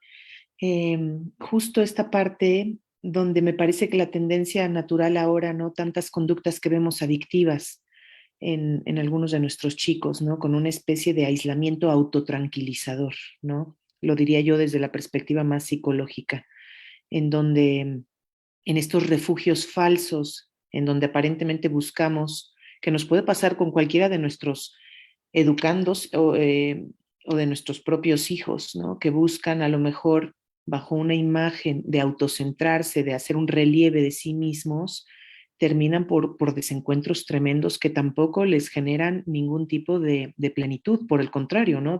Y para esto pues lo muestra el alto índice de depresión y de ansiedad, porque en el fondo, ¿no?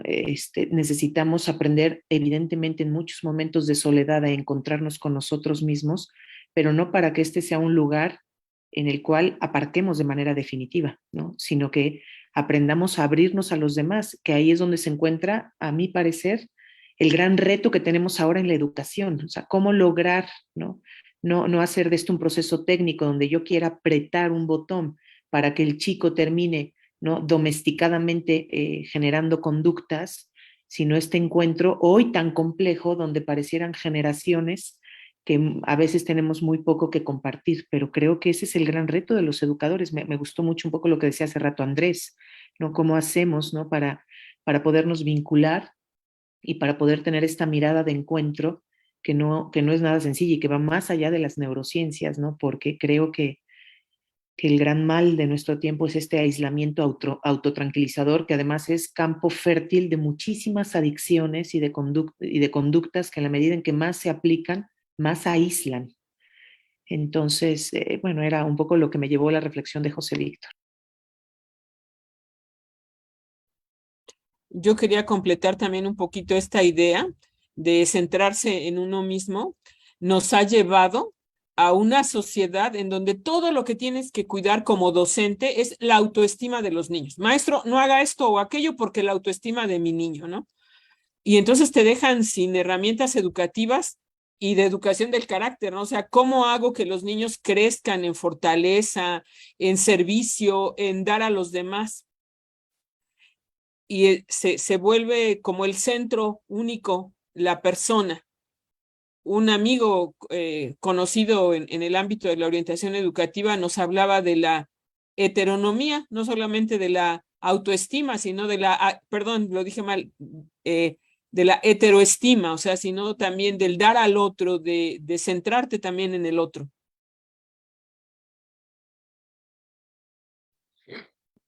Sí, o sea, a mí el tema de la autoestima me parece muy bien, pero si se entiende bien lo que es autoestima. Porque muchos van diciendo autoestima, pues el quererme a mí mismo, ¿no? Están buscando como una especie de traducción literal. Entonces, y autoestima no es eso. Es decir, yo puedo estar, o el estar a gusto con uno mismo, ¿no? O sea, yo puedo estar a gusto por muchas razones conmigo mismo, pero no tener autoestima. Es decir, yo estoy con alguien que siempre me da la razón y yo estoy muy a gusto. ¿No? Pero eso no quiere decir tener autoestima. O yo ver que desarrollo un proyecto y soy muy eficaz en el proyecto y tengo éxito, eso no es autoestima, eso es autoeficacia. Entonces, claro, estamos mezclando un montón de cosas y la autoestima me parece que es una palabra muy válida, pero que se malentiende muchísimas veces, ¿no? Porque esa autoestima en el fondo es la base sana de la autoestima, es reconocer la vida de uno significativa para otro. Y eso ya no es una cuestión que yo me construyo, ni es una cuestión sencillamente que tengo que recibir mis dosis de cariño o mis dosis de halago. No, no, no. Es una experiencia de sentido, ¿no? Y cuando la vida de uno tiene consistencia en la vida relacional con los demás, pues claro que tiene una buena autoestima. Pero por eso es muy importante saber cómo se llega a eso, ¿no? Es decir, porque el hecho de estar a gusto, sencillamente no. Luego, con el tema que has comentado, Sara, ¿no? De toda la educación del carácter y todas las cosas, ¿no? Lo primero que habría que decir, porque antes me parece que lo habías comentado, ¿no? Es como ese profesor que dice, no, yo esos temas no los trato, ¿no? Yo me centro en otra cosa, ¿no? Así más técnica. Lo primero que habría que saber es que eso no es posible. O sea, sencillamente eso no es posible. Es decir, cuando un alumno ha reprobado la asignatura, se te acerca y te dice, oye, ayúdame a probar, no sé qué, y tú le dices, oye, que ese reprobado es tuyo, a mí no me digas nada, haber estudiado. Bueno, pues ahí está haciendo una educación ética, ahí está haciendo una educación del carácter, ahí está haciendo una educación social. Entonces, lo primero que habría que decir es que, y esto habría que decirlo con mucha fuerza, es que no existe la asepsia educativa, no existe la neutralidad educativa, no existe, no existe. Ese profesor que dice, no, si yo solo enseño matemáticas, dice, eso es lo que tú te crees, tú no enseñas matemáticas, tú enseñas una forma de vivir, una forma de entender las cosas, una forma de relacionarte, una forma de valorar, todo eso lo está enseñando, no puedes no enseñarlo. No puedes no enseñarlo. Entonces, ¿por qué? ¿Por qué no puedes no enseñarlo? Porque el otro sabe que tú en el fondo podrías decidir quedarte en la materia o quedarte en la persona. Y si tú decides quedarte en la materia y no en la persona, cuando el otro sabe que tú puedes decidir dónde quedarte, quiere decir que le estás ignorando. Y eso se lo estás enseñando. Eso se lo estás enseñando. Entonces, claro, entonces eso es lo primero que habría que saber, ¿no? Que no existe la posibilidad de la asepsia ni la posibilidad de la neutralidad educativa. Cuando educamos, educamos con todo, con quienes somos, con cómo entendemos la vida, con nuestra forma de valorar la realidad y todo, ¿no? Y luego, por otro lado, también habría que saber qué es la educación en el carácter, ¿vale? ¿Por qué? Porque en muchísimos sitios acaba siendo una auténtica indoctrinación y eso tampoco es. Eso tampoco es. O sea, yo he cogido muchos libros de educación en el carácter y te encuentras el capítulo 5, se llama La generosidad. Y empiezas a coger el capítulo 5 y te pone definición de generosidad. Y luego te pone unas viñetas, ¿no? Donde sale Alfonso y sale Manuel. Y Alfonso es el generoso y Manuel es el egoísta.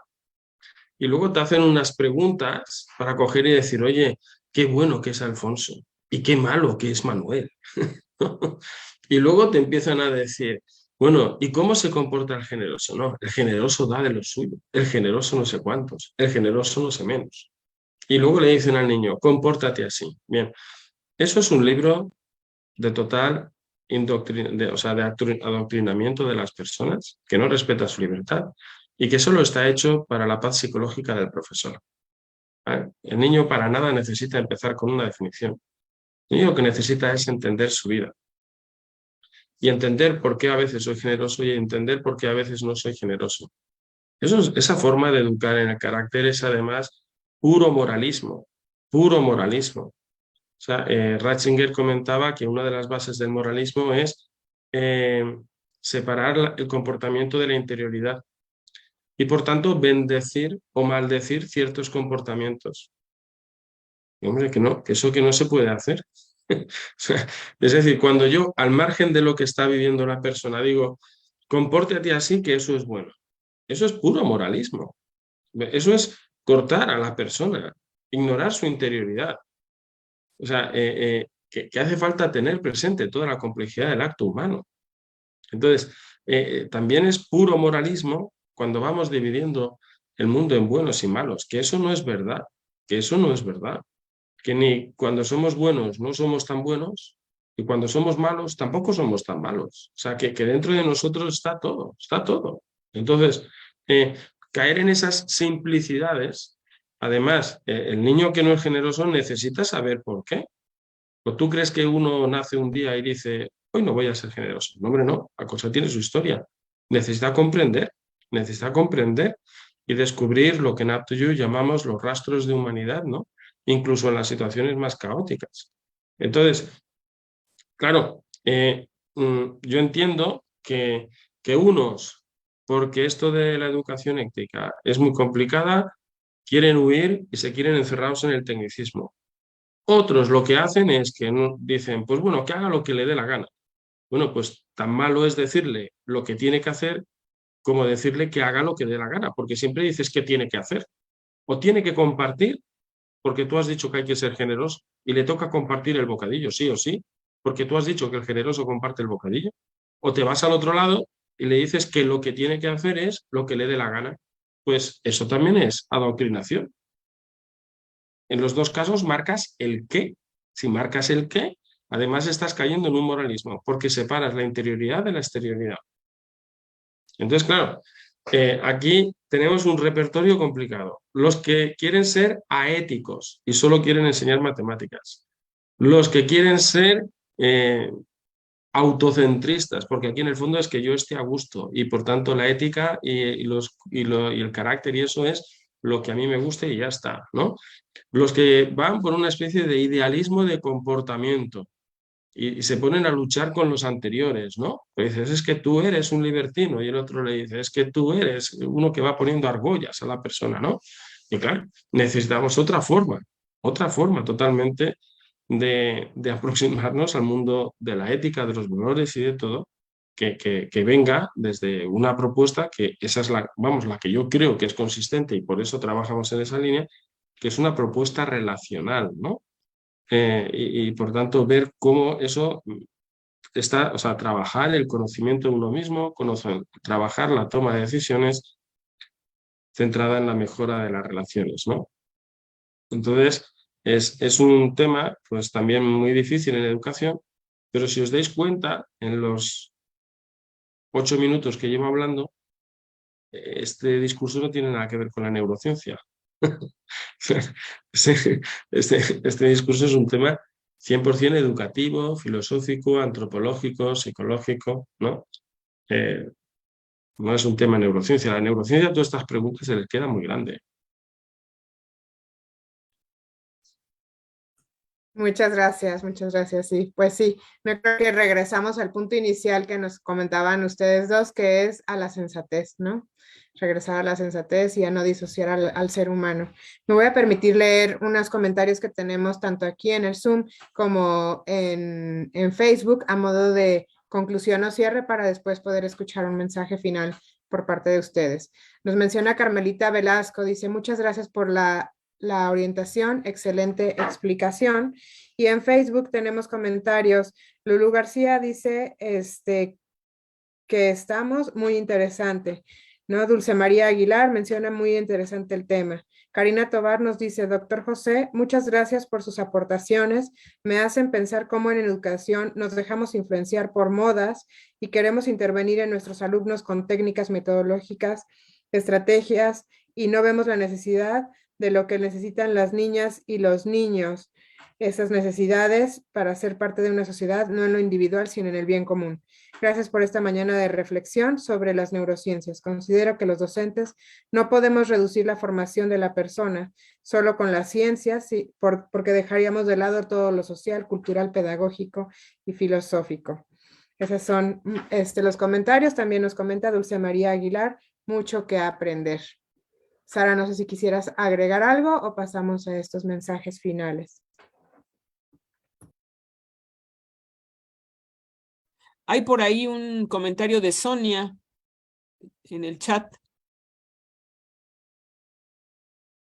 ¿Lo quieres leer? Capaz que ya Tú. lo pude. ¿Cómo ve la vinculación de la emoción como una manifestación de una necesidad no atendida? ¿Cómo ve la vinculación de la emoción como una manifestación de una necesidad no atendida?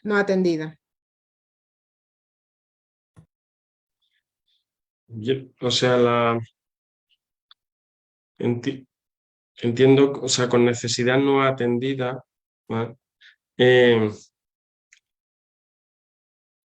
Caben muchas cosas dentro de la palabra necesidad, ¿no? Es decir, lo que hay que saber, que esto es otro, podríamos decir, neuromitos de las emociones, ¿no? Que parecen que existen estados no emocionales, ¿no? Digo, si no existen estados no emocionales. O sea, uno no puede no tener emociones. Estoy aburrido, pues bueno, pues ya tienes una. O sea, pero no existe forma de no emocionarse, ¿vale? Es decir, que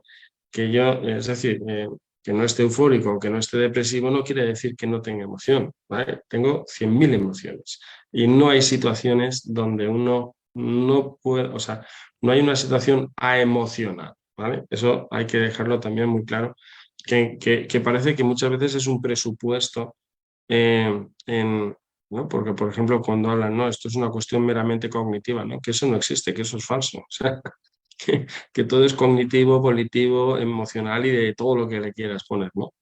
Entonces, eso por un lado. Entonces, por tanto, y luego con lo de las necesidades no atendidas, necesidades también hay 100.000 situaciones. Es decir, por tanto, o sea, si emociones no pueden no haber, la vinculación emocional es con todo, no solo con las necesidades no atendidas, con todo, es con todo. Si ahora lo que me pregunta es por la situación concreta sobre una necesidad no atendida y su experiencia emocional, lo que haría falta detallar es cuál es la necesidad no atendida, ¿vale? Porque no es lo mismo que sea una mera cuestión, es decir, yo puedo atender a una persona y puedo no atender a una persona, pero ¿por qué no atiendo a una persona? Si la otra persona ve que no la atiendo porque estoy ocupado, que estoy cogiendo 2 bolsas y no me da tiempo, pues aunque se frustra, lo vive de una forma, ¿no? Pero si el otro pensando que pudiendo atenderle no le atiendo, también se frustra, pero de otra forma. Entonces, ¿por qué? Porque una necesidad podría ser una necesidad que diríamos, oye, tengo una duda, quiero que me la atiendas. Ese es un tipo de necesidad. Pero como la persona no se puede dividir, entonces no podemos estudiar una necesidad cognitiva, como sería esta, ni podemos estudiar una necesidad biológica, ¿no? Como comer o no comer, separado al margen de la situación personal. Entonces, lo relevante de la necesidad es si en la satisfacción o en la insatisfacción de la necesidad se ve rota o no se ve rota la relación personal, acaba siendo el elemento determinante para, bueno, determinante no queda bien decirlo, pero un elemento altamente condicionante para la experiencia emocional de la persona. Entonces, ¿eso qué quiere decir? Que antes de saber, o sea, es más importante, en lugar de saber qué pasó, ¿no? Es mucho más importante saber el cómo otro lee lo que pasó en función de la relación con los demás. Entonces, ¿qué quiere decir? Que para poder entender la emoción, un sitio en el que sí o sí habrá que bucear no es simplemente en la necesidad biológica, psicológica que necesito, sino en la necesidad más existencial, que es la necesidad del encuentro y de relación con el otro.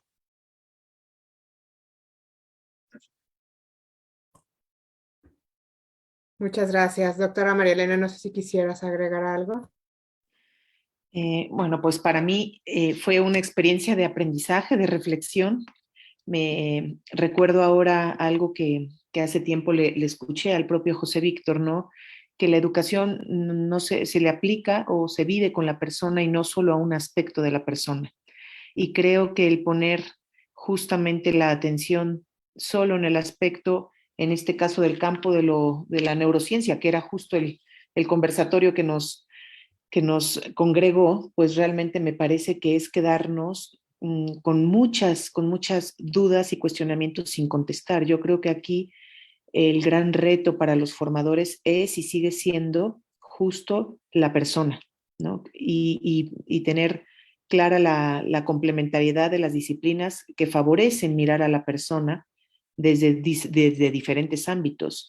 Y creo que también es un llamado a la responsabilidad para que lejos de generar, como decía José Víctor, esta lectura muchas veces muy corta, muy simplista, ¿no? De artículos científicos en donde nos quedamos con datos aislados que queremos aplicar casi como reglas generalizantes, bueno, pues quedamos muy lejos de poder generar el impacto que, que quisiéramos lograr. Para mí ver vocaciones como, como la de Sara, a quien conozco personalmente desde tantos años implicada en el campo de la educación, pues a mí me conmueve porque lo que he visto es una implicación personal con las personas. Y creo que esto es lo que genera la transformación, ¿no? Yo pienso en las personas que han transformado mi vida y son aquellas a quienes yo les he interesado como persona y han podido promover lo mejor de mí, no solo la aplicación de una técnica. Entonces yo creo que hoy el gran reto de los educadores es este y me llevo más reflexiones y aprendizajes a partir de este conversatorio que agradezco muchísimo, que salí yo personalmente muy beneficiada. Muchas gracias, doctora. Andrés, adelante, ¿quieres comentar algo?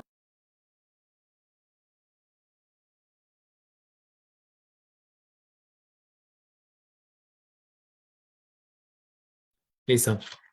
Sí, bueno, ya en esta parte que es más como de cierre, un poco de reflexión y demás, sí me gustaría meter una frase que es más bien como un proverbio que de pronto he escuchado en diferentes eventos y demás. El hecho de, para enseñar latín a Pedro es necesario saber latín, pero también es necesario saber Pedro, ¿no? En el sentido de conocer a cabalidad a nuestros estudiantes, conocer a cabalidad cada uno de esos procesos cognitivos y cuál es la mejor manera en que podemos intervenir, ¿no? En ese sentido, brindar diferentes estrategias de aprendizaje que en general nos puedan apoyar para con nuestra vida con vocación docente, a como en particular, como en este grupo en el que estamos interviniendo, pues nos den los mejores frutos, ¿no? Al mismo tiempo, pues, brindar esta propuesta de solución que en efecto, una vez que intervenimos en el estudio del cerebro y demás, pues estamos garantizando incluso el derecho a la educación, ¿no? Pues esa es mi reflexión en general de todo este conversatorio, muy enriquecedor, por supuesto, y en lo particular para esta parte de cierre. Pues nada, no me queda más que agradecer el haber aceptado mi participación de parte de la doctora Momoko Saito. Un gusto estar con todos ustedes, pues seguir aprendiendo como siempre. Muchas gracias. Gracias, Andrés. Gracias, Andrés. Y bueno, pues creo que con esto podríamos cerrar, amén de que Sara tenga algún comentario en especial que hacer. A mí me gustaría agradecer y decir que también me quedo con muchas reflexiones y con mucha tarea. Confieso que este no es para nada mi tema fuerte, sino solamente la educación que me apasiona. Me encantó también este cierre que haces, doctora, en la educación transformadora y esa sociedad o asociación que reiteras, doctor, en donde no podemos separar a la persona de sus diferentes facetas, ¿no?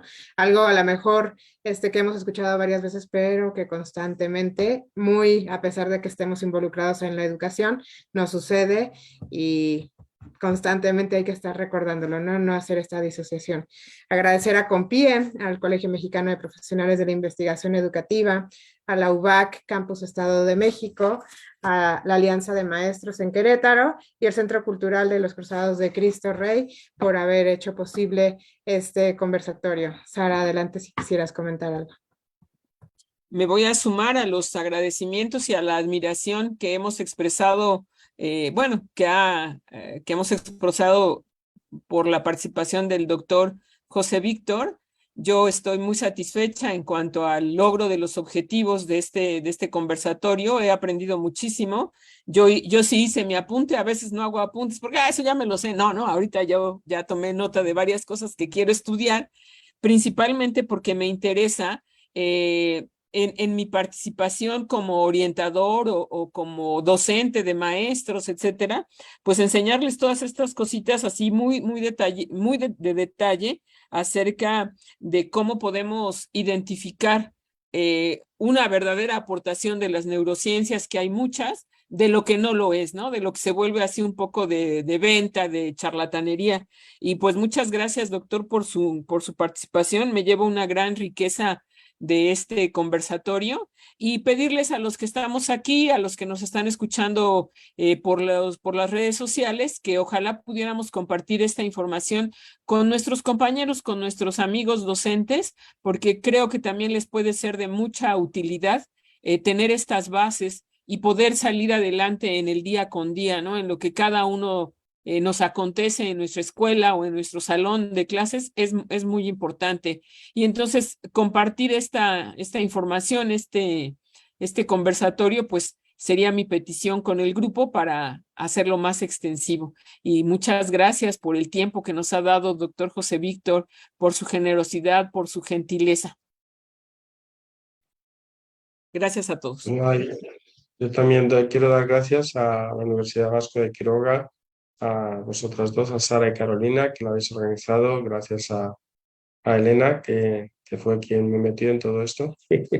y nada, y gracias también a todos los que estáis dispuestos, ¿no? Y abiertos a querer conocer más y más, ¿no?